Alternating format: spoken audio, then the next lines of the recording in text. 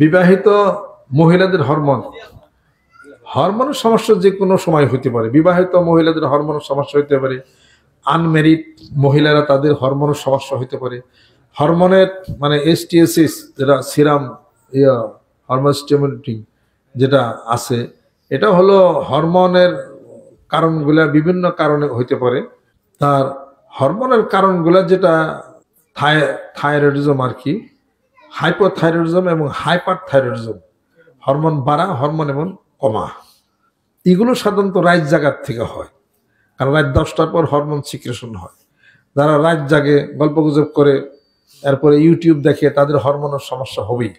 হরমোনের সমস্যা হলে মেয়েদের কনসেপশনে সমস্যা তখন হয়ে যাবে, শরীর মোটা হয়ে যাবে, মেয়েদের ওই যে মুজ জ্বালিয়ে যাবে, অবাঞ্ছিত পশম এগুলা জ্বালাবে, এরপর অথবা চিকুন হয়ে যাবে, শরীর ক্ষীণ হয়ে যাবে, মিনিস্ট্রেশন ঠিক মতো হবে না। ইরেগুলার মিনিস্ট্রেশন হলে পরে ঠিক মতো তার কনসেপ্ট তখন বাচ্চা তার হতে চাবে না।